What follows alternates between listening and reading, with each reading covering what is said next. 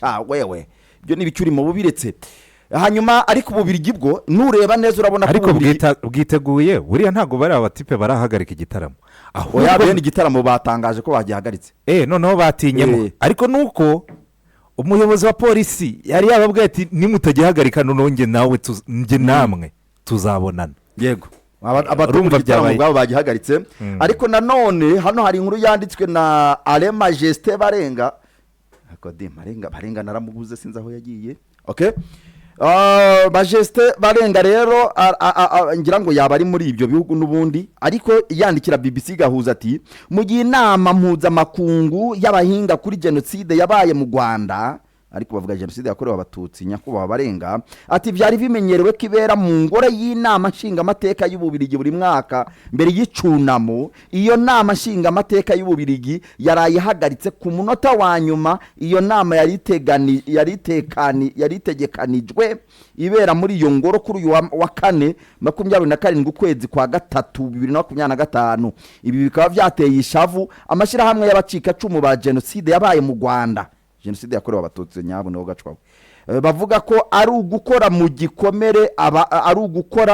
gikomere ababuze ababo nkuko ishyirahamwe ibuka rihurikiyemwo abarokotse genocide yakorewe abatutsi ribimenyesha ngo abarokotse genocide yakorewe abatutsi batunguwe n'iyo ngingo babona ko atayishingiye atari ugutuntuza cyangwa se gukomeretsa abarokotse genocide yakorewe abatutsi BBC gahuza miryango ngo ibasanze mu kibanza barondeye igihutihuti kugira ngo kiberemo iyo nama ubwo ni ikindi cyumba indi sare yo kuberamo iyo nama igihutihuti inyuma yo kwanyigwa gukorera mu nama nshinga amateka y'ububirigi agahinda icavu n'umubabaro nivyo vyibonekeza mu bari bitavye iyo nama bari bagizwe ahanini n'abahinga ku Rwanda abarokotse genocide yakorewe abatutsi abarokotse genocide yakorewe abayahudi ndetse n'abanyarwanda na bamwe mu banyarwanda ba mu Birigi mwashaka yagarukira aho ngaho ariko urumva ni event yaberaga mu cyumba cy'inteko ishinga amategeko cy'ububirigi cyangwa cya Union Européenne cy'ububirigi urumva uwitwaye Jeanne Twagira Mutabazi niwe umuyobozi wa Ibuka yavugaga ati biteye agahinda kubona ububirigi bwa kwitiranya politike no kwibuka abazize genocide ariko bamwe mu bahagarariye n'ubundi nk'uwari uhagarariye iki gikorwa witwa Igor Cesar n'ubundi aba mu Budage yavugaga ko ibyo bitabaca intege ati n'ubundi ntibizatubuza kwibuka abacu gusa nyine urebye bimwe twahereyeho kare turi kuvuga tuti ububirigi burakomanyiriza u Rwanda hirya no hino ubwo haba hatangiye kuzamo no si ubwa mbere ku bubirigi ntituvuga kuri ibi bigendanye na gahunda yo kwibuka genocide yakorewe abatutsi muri 1994 ejo bundi twavugaga iby'Iriyeje n'ubundi ni mu bubirigi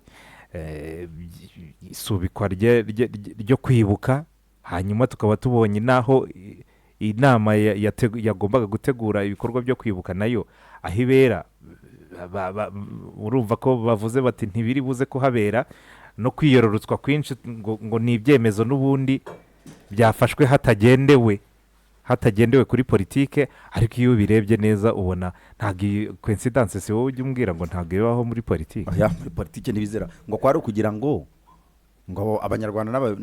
n'abanyekongo baba hariya badashyamirana ibyo uriya muhanzi ejo abikinshasa nabo babivuzeho Tereza uradufasha byose mu murongo w'amakuru iwanyu mu ntara. Sur l'autre volet de votre question, le concert,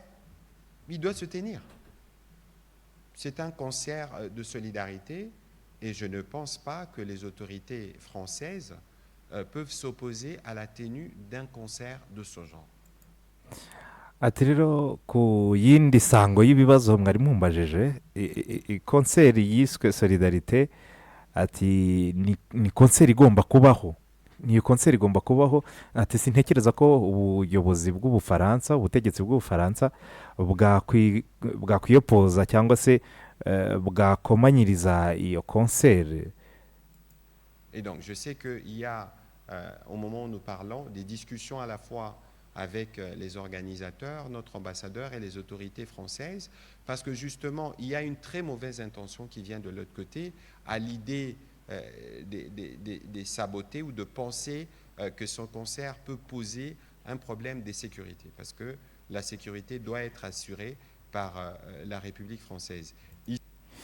ati aka kanya turi kubivuganaho ndakubwira ko ikipe ya guverinoma yacu irimo iraganira na ambasade yacu mu Bufaransa ndetse n'abari gutegura iki gitaramo. Ati kandi turimo turabiganiraho neza, nubwo bwose hari inkubiri iyo undi mwuka utari mwiza uturuka ku rundi ruhande rw'abashaka gusabota cyangwa se kuburizamo ukuba kw'iyi konseri, bavuga yuko ngo iyo konseri ishobora guteza umutekano mukeya. Atari ko iby'umutekano twizeye neza umutekano kandi uzanarindwa na Repubulika y'Ubufaransa. Ici, il faut considérer que le communiqué que nous avons vu de la mairie n'engage pas la France. Ati ariko reka mbabwire yuko itangazo mwabonye rya meya wa Paris ntabwo rihagarariye igihugu cy'Ubufaransa. Pas oublier non plus que c'est la préfecture, parce que la mairie s'adressait à la préfecture. Je ne connais pas très bien exactement comment fonctionne l'administration de ce côté-là, mais il est évident qu'ici, c'est la préfecture, en fonction des éléments de sécurité, qui va apprécier et donner une décision. Mais pour nous, nous considérons que, d'abord, ce n'est pas forcément une question de date, parce que la date, pour en tout cas les organisateurs, n'était qu'une coïncidence que les autres ont voulu politiser. Mais ici, la chose la plus importante, c'est les messages qui doit être passé. Ati impamvu nkubwira ngo ibya meya ntabwo ari byo twakwitaho cyane nuko ubundi ibingibi biri mu nshingano za prefecture n'urwego ruri hejuru ya mairie ni nk'akarere, prefecture bikaba nk'intara. Ati rero iyo ntara niyo izemeza, izabisuzuma hanyuma ifate umwanzuro. Ati ikindi kandi nuko nshaka kugaruka ku itariki yatoranyijwe n'abateguye iki gitaramo byari coincidence. Atari ko abandi bashatse gufata iyo tariki ya 7 Mata barayipolitiza bayishyira mu mujyi wa politike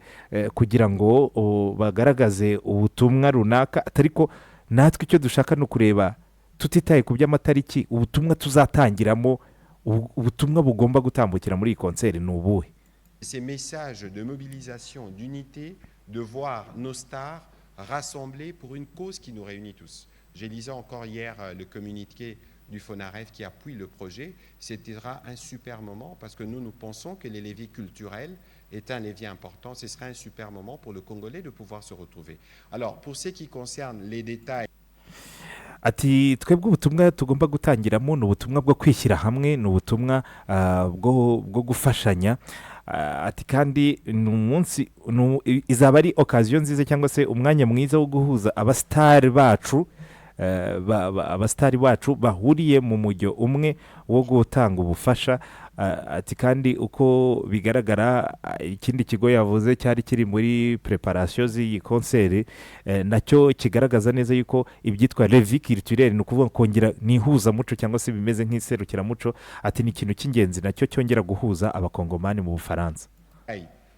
Sur la date du 7 et tous les autres, je crois que nous serons très rapidement fixés par les organisateurs et nous pensons que quoi qu'il en soit, ces concerts doivent se tenir parce qu'on ne peut pas empêcher aux Congolais qui sont partout mobilisés à travers le monde de s'exprimer en soutien aux Congolais qui sont touchés. Et il n'y a aucun État qui ne peut s'opposer à la tenue d'une activité comme celle-là. Ati twebwe rero twizeye yuko nubwo bwose bazabitubwiraho umwanzuro, abari gutegura ibi bitaramo bazabitubwiraho umwanzuro. Atari ko twizeye ko nta gihugu icyo ari cyo cyose cyakabaye kiburizamo umugambi w'abakongomani wo kuvugira abandi bakongomani bagenzi babo bagizweho ingaruka n'intambara. Ubwo ni intambara yo mu burasirazuba bwa Repubulika Iharanira Demokarasi ya Kongo. Nubwo bwose atabivuze ariko mu bakurikiye iby'iyi konseri barabizi neza yuko iyi solidarite ari iyo gufasha abana bagizweho ingaruka n'intambara yo mu burasirazuba bwa Repubulika Iharanira Demokarasi ya Kongo. Ati rero igihugu icyo ari cyo cyose ntabwo byaba bisobanutse ukuntu cyakwiyopoza kuri uyu mugambi w'abakongomani bashaka gufashanya. Mais s'il y a des impératifs sécuritaires, évidemment, il est du devoir de l'État d'apprécier, de regarder. Et pour ça, comptez sur nous. Même si nous n'avons pas voulu politiser cette initiative, parce qu'on n'en a jamais parlé jusqu'à ce que vous nous posiez la question, mais c'est une initiative parmi les initiatives citoyennes que nous voyons, que nous soutenons de loin, parce que c'est de cette manière que nous répondons aussi à l'appel à la mobilisation lancé par le président de la République. ati twebwe rero nubwo bwose turi kuvuga ko nta wabiduhagarikamo atari ko iyo hajemo ikibazo cy'uko bishobora gutera umutekano mukeya cyangwa se ikibazo cy'umutekano ati aho ngaho ni iby'ubufaransa byo kuba babisuzuma bakabireba bakabifataho umwanzuro atari ko ihame ni uko iyo konseri n'ubundi igomba kuba ati kandi ntabwo ari inisiyative ya leta ya repubulika iharanira demokarasi ya kongo kuko ntitwigeze tuvuga kuri iki kibazo keretse kugeza igihe mu bitubarijeho ibibazo dusabwe kubisubiza atari ko nanone ni inisiyative turebera kure ku ruhande kandi dushyigikiye ati kuko ni nawo mujyo ushobora kunyuzwamo guhwiturana ibyitwa mobilisation kugira ngo abakongomani bose turebe mu cyerekezo kimwe nk'uko tubihamagarirwa n'umukuru w'igihugu Felix Tshisekedi. Yego, uwo rero ni umuvugizi wa guverinoma akaba na minisitiri w'itumanaho n'itangazamakuru bwana Patrick Muyaya Katembwe yari kugaruka kuri iki gitaramo cyari kiswe ngo ni Solidarité Congo cyari cyateguwe na wa muhanzi witwa Maître Gims afatikanyije na Fally Ipupa n'aba Yusufa n'abitwa Batacu bavuga ko ari igitaramo rero bari gutegura kugira ngo bakusanye udufaranga tuzajya gufasha abana bakizweho ingaruka n'intambara ibera mu burasirazuba bwa Repubulika ya Demokarasi ya Kongo. Hanyuma ibyo bakabikora babanje guca kuri UNICEF ariko UNICEF itangiye kubona bitangiye gututumbamo politiki iravuga iti oya twebwe ntabwo ari twebwe iravuga iti ntabwo ari twebwe babivamo. So bakomeje kotsa igitutu rero ubutegetsi bwa Paris kugeza buhagaritse igiterane kubera ko yari kukibonamo umujyi wo guhakana no gupfobya jenoside yakorewe abatutsi kuko cyari ryashyize ku itariki 7 z'ukwezi kwa 4. Ubwo rero ibindi tugenda tubimenya ariko urabona ko biriya bihugu nyine harahagazwe. Reka tuganire no ku bindi ariko tubanza babaye ariko ntabwo wagenda utababwiye ko organizateri bimyije imoso ariko barahombye bimyije imoso bari bashyizemo n'umugaga hari ubundi uyu Gims ntabwo ari wundi bari bahaye udufaranga tw'ikatari yari yiteguye ngo ku kibuga mu gikombe cy'isi kugira ibintu abaza kuvuga bitari byiza ku Rwanda ariko nyine byamenyekanye mbere y'uko avant qu'il ouvre sa gueule.